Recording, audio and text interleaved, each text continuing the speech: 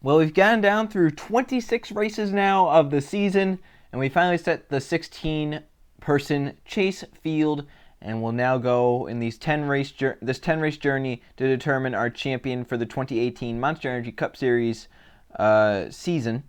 But before we get to like all the chase stuff, well, it's the playoffs. I have to call it the playoffs, I guess. But before we get to that stuff, Indianapolis. Both races rained out. Both ran on Monday. Xfinity race was 10 a.m. This morning. The Cup race was 2 p.m. Earlier today. And I watched some of the Cup race. I didn't watch any of the Xfinity race, but I did look back and kind of look at some clips of both the races. From the Xfinity race, I saw they did use that plate package that they used last season, where they're testing out that plate package. It obviously works at Indianapolis because the straightaways are so long. It just and the corner speeds seem to be really high too. It just works so well that you don't really have to lift a lot, so you get great runs down the straightaways. With the draft, and it proved to work. Stage number one was determined in a four-wide mess. It was like Allgaier, I think maybe Bell. I didn't really I wasn't watching the race. I kind of just saw that they went four wide. It was like Nemechek, Priest, and Allgaier and Bell, I think. We're going four wide to the stage when I think Nemechek got it with his four wide move. So that was pretty cool. Four wide down the front stretch at Indy in a stock car. You don't see that every day. Stage two, I think Allgaier lost again. I think Bell maybe won that one. I once again don't really know. But then Allgaier, I think, had the best car, and he ended up winning his fifth race of the Xfinity Series season at Indianapolis. The second straight Indianapolis win for Junior Motorsports. Obviously, Byron won it last season, and now Allgaier wins it this season, his fifth win of the season. Overall, he has 10 Xfinity Series wins, so half of his Xfinity Series wins have come this season. That is crazy. Allgaier right now is one of our championship favorites in the Xfinity Series, and the playoffs yet to start there, but they will start, I think, after Vegas. So I think Richmond they start. But right now in the Xfinity Series, you have to think there are a few drivers that you can say are big threats for the top four. You have Allgaier, who you think is almost guaranteed now. He is your points leader, so he would get 15 extra points for that. He has the most wins, so he's far and away with the most playoff points for now. Christopher Bell has to be one of them you could put in there. He's been so strong all season, especially with he's been stronger along with Allgaier in races that haven't had cup drivers, and then that's going to be what the playoffs are. There are going to be no cup drivers in those playoff races. Another driver you have to look out for, Elliott Sadler's just been so consistent. He's been quietly consistent. Lately, he's had some few bad races that have kind of dropped him a little bit, but Sadler can sneak in, top fives, top tens very quietly, and he could be one that makes it to Homestead purely based on points. And you have two more drivers, Custer and Hemrick. Any one of those five, I think, any mixture of those five, I think, can be in the Final Four at Homestead. They just seem like those are right now the five best ones. Obviously, I think that Bell and Allgaier are the best chance for those two to make Homestead, while the other three have kind of had their races where they've been good, but they've also had races where they've had some horrible luck. So it'll be interesting to see how the Xfinity Series championship battle goes. I'm really excited for that. But on to the Cup race. Started at 2 p.m. Eastern, so while I was at school, came home at 3 to see the end of Stage 1. I saw that Boyer had won that. Kurt Busch was second. That was on all this weird strategy, where some drivers pit, some drivers stay out, whatever. Kyle Busch inherited the lead, but he was warming his tires up and he went to the grass. I saw that and it kind of messed his car up or something. I don't know. It just never seemed like it was the same after that, I guess. I don't know. But also earlier in the race, Truex had brake issues and he hit the wall hard and ended his race early. It's not what he wanted to do the race before the chase. Obviously, want momentum going into the chase, and that's not going to happen now. So Truex, he's just been on a downward slide lately too. If you asked me at Kentucky, who I thought the Final Four were going to be, I would have Kyle Busch, Kevin Harvick, and Martin Truex Jr. in there. Now I'm not so sure if I can even have Martin Truex Jr. in the Final Four because of how much bad luck he's been having. The only savior for him is that he does have some playoff points to work with, but not as much as Kyle Busch and Kevin Harvick. We'll get to that later on with our chase predictions and all that. But and then I think I still know who won Stage 2. I just got home from work and all that. Just got home from work recording this, so I don't really know who won Stage 2. I kind of skipped over that. But then Stage 3, from what I saw of it, and I didn't see much. I went to work at 4, so I saw from the end. I saw the pit stops at the end of Stage 1. up to Harvick leading stage 2 with like 13 laps to go. That's when I left. So then everything after that, up until 10 to go, I missed. So some crashes, whatever, were in there. 10 cautions, I think, in this race, too. That's kind of, that's a lot. This race last season, I think, had 14, and that was a shit show. So, so from what I saw, I was watching at work because the managers had gone home. So I took my phone out, and I had the NBC Sports app on. And I was watching through that. And it turned out with 10 laps to go. From what I saw, Hamlin had somehow gotten out to the lead on maybe some strategy, I don't know, green flag pit stop. I just saw that they were talking about green flag pit stops and how he had pitted sooner than some of the others, and he got out ahead of Bowyer. And it was with 10 to go, and Bowyer was trying to run him down. He's a little faster each lap. It didn't look like he was going to be able to get there, though. It looked like he was faster than Hamlin at the time. I just don't think he was fast enough. I think he was like 7/10 back with like 8 to go, which I don't think he would have had enough. I think he was like 7/10 back with 8 to go, and I think he was only gaining like half a tenth, if that, a lap. So it didn't look like he was going to be able to gain enough. And then Jeffrey Earnhardt, Landon Castle wreck hard, and I mean hard, in 3, and the caution comes out. Like, Earnhardt was up in the air, Castle's car was squished on the front, like, it was crazy. And that set up a really late race restart. 3 laps to go. So on the front row, it was Hamlin and Bowyer, and I think Keselowski was back there in 3rd. I think Keselowski was in 3rd. McMurray was like inside the top 5 something. Also, I forgot to mention, in the middle of the race, I saw this Allmendinger and Bowman had wrecked down the backstretch. Allmendinger got really loose underneath Bowman and wrecked them both. So that was bad for Bowman because he needed to try and stay with Jimmy Johnson in case there was a new winner. But instead, now Bowman was crashed out. The coolest thing he did, though, was they repaired the car. They tried to, at least. And they had 55 seconds left on the clock, and they left. And obviously, you can't go back down pit road and repair, for 55 seconds because the clock starts once you hit pit road.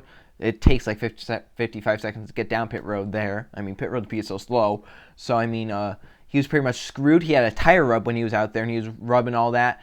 He stayed out. He did a full lap to make minimum speed with that tire rub, and then he was like, okay, I'll come down pit road now, which was pretty ballsy. That tire blows out in a corner, and you are in trouble because, my gosh, that's a 90-degree corner. You're going off in there at like 200 miles an hour, and your tire's rubbing, and he kept it out there to get to minimum speed, kept him in the race in case anything had happened, in case he could try and gain points on Johnson or something.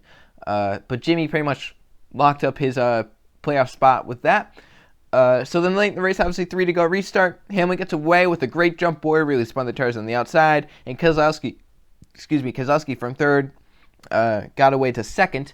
And coming to 2 to go, he was closing on Hamlin. He was like right on his bumper using the draft, and Keselowski had some fresher tires and all that. And coming off turn 2, Hamlin got a little wide. Keselowski got underneath him. He tried to use the side draft, got up into him. They started beating doors down the backstretch. And there was some more beating and banging off of turn number 3, I think it was. And Keselowski ended up clearing Hamlin, who got really tight in turn number 4. Hamlin fell to finish, I think, 3rd, as Eric Jones came up to 2nd and Keselowski won. So Bowman also got the final spot for the playoffs. So overall, from what I saw, it looked like a pretty good Indianapolis race. It looked like a pretty good race overall. Obviously, I didn't see all of it, but from what I saw, it was pretty good. I would, put it in my ranking of like what I've had for the season so far, but I can't do that because I watched like 30 laps of it. So once they post the full race on YouTube, I'll go watch it. I'll see how it was, and I'll make my decision there. It looked like a pretty good race, so you can't fault it. It had some strategy, had some pretty insane strategy. It had some had an interesting finish. So there wasn't, even if it went green, it would have been pretty interesting seeing if Bowyer could try and run down Hamlin at all. But now, my chase predictions, my playoff predictions for the 2018 season for the Monster Energy Cup Series. So going into the chase, we have Alex Bowman, who was the last driver who made it on points, no playoff points. Same with his teammate Jimmy Johnson, who made it this last race, no playoff points. Eric Almirola made it. He has 1 playoff point for a stage when I think it was Chicagoland where he won the stage. Denny Hamlin makes it with 3 playoff points, no wins for him. So far the bottom 4, no wins. You have Kyle Larson, who has 5 playoff points, so he won 5 stages. No win for him, though. Austin Dillon has 5 playoff points. That's, of course, 5 from his Daytona win. Eric Jones also has 5 from his Daytona win. Ryan Blaney didn't win a race all season. He somehow has 7 playoff points, so he got 7 stage wins throughout the season. That's a very quiet Ryan Blaney there. He hasn't really been great, but in the middle races, I guess he's been good. Chase Elliott has won 3 stages this season. He also has that win at Watkins Glen, so that's 8 playoff points for him. Kurt Busch has 14 playoff points. He's been one of the quietest drivers this season. He obviously got that win at Bristol, and then he has like 9. He has 9 playoff points. Same with Joey Logano, who won at Talladega, and they gets 9 playoff points. Clint Bowyer has 3 wins this season. All 3 of them are his playoff points. Doesn't have any other stage wins.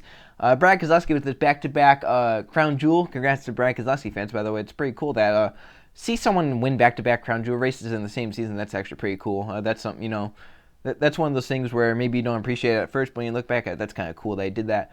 But Keselowski back-to-back wins, 10 playoff points there. He has 9 stage wins, so that's 19 playoff points for him.